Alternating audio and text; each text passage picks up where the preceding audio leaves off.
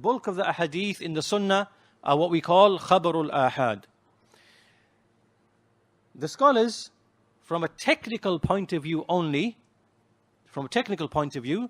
they said that when we look in the sunnah, we find that there are those ahadith which have been reported by so many companions, and then conveyed to so many others after them, and then conveyed successively that it becomes impossible for that to be a lie. It's just not impossible for that to be a lie, because so many people heard it from the messenger and conveyed it with the same wording or with the same meaning.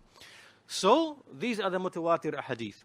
And then there are those ahadith which are not like that, and they are the bulk of the sunnah. So Ahlul Sunnati wal Jama'ah, when they build their knowledge of Allah subhanahu wa ta'ala, then they affirm the khabarul ahad. They accept all of the narrations without any distinction. And so a proof for this is, from the evidences and the proofs for this is, first of all, that when we look at the Salaf, they would make evidence, they would derive evidence from the mutawatir, just like they would derive evidence from the ahad.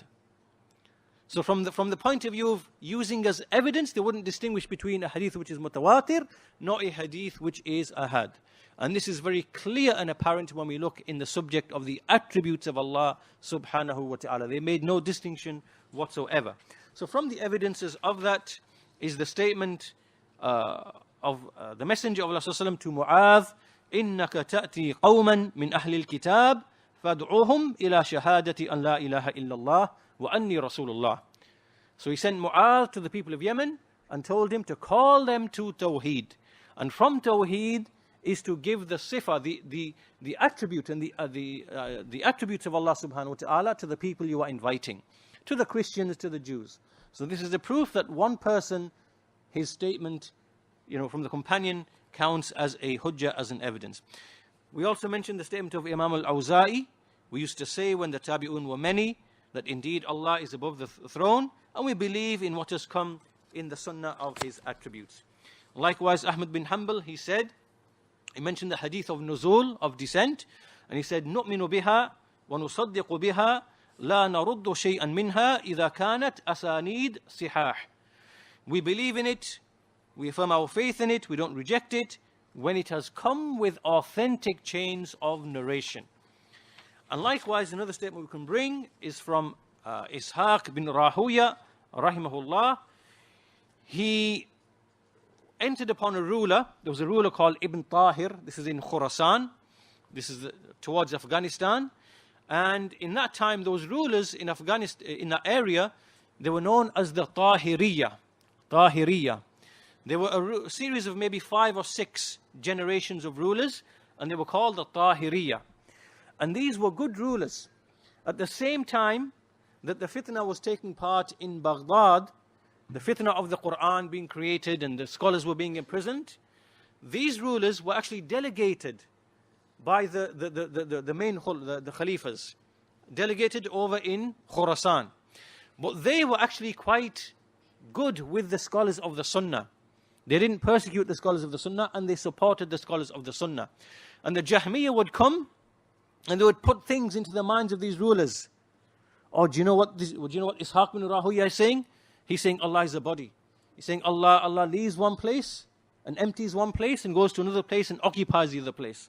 And they will make these shubahat to the ruler. So the ruler would ask Ishaq bin Rahuya and the scholars to come, and he would say, what are these ahadith you are mentioning? What are you saying? And so he would say, so on one occasion he went and he said, ما هذه الأحاديث تروون أن الله ينزل إلى السماء الدنيا. So the ruler said, what are these ahadith you are narrating that Allah descends to the lowest heaven? He said, نعم قلت نعم رواها الثقات الذين يروون الأحكام. He said, yes, the same people who narrated the rulings to us are the same people who narrated these ahadith to us. And we believe in them and we accept them.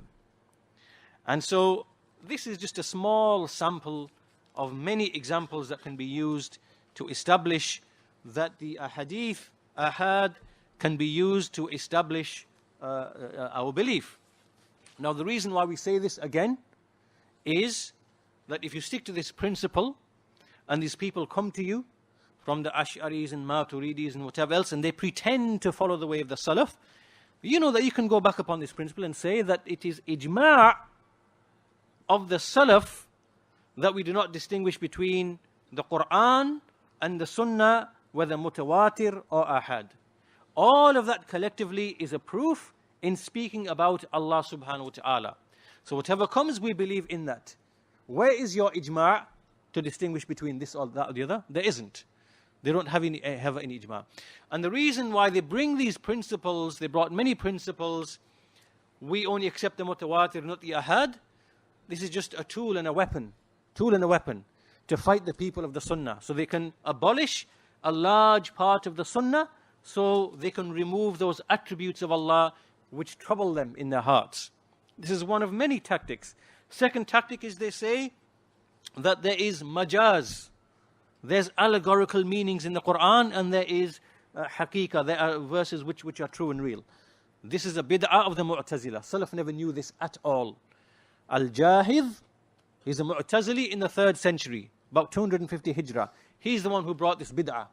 And he brought it, and they brought it to corrupt the Arabic language. So they brought this and they corrupted the Arabic language, and that's why many of the Mu'tazila, you see them, they write in the field of lugha, of the Arabic language. They went and they started corrupting the Arabic language on purpose so that they could undermine the text of the attributes. And the Asharis followed them in this as well. So they use this to undermine belief in the attributes. Likewise, they say the verses of the attributes are from the mutashabihat. This is the third mechanism that they use. None of the scholars ever said this from the Salaf. The Salaf never ever treated the verses of the attributes to be from the mutashabihat. Then likewise the fourth method they use is they say, they bring all these ambiguous words which you don't find in the Quran or the Sunnah. Is Allah in a place? Is Allah a body? Does Allah be subject to hawadith, to events? Because all of the previous tactics failed, they now come to start to confuse you. Let me confuse them with words. There's some truth in this word, there's some falsehood in this word. Let's just use these ambiguities to try and deceive them. So if any of these people come, you don't need to get into any of this falsehood. You speak with the clear principles that we've mentioned, the obligation of knowing Allah through revelation. We do not speak with anything other than the Quran and the Hadith.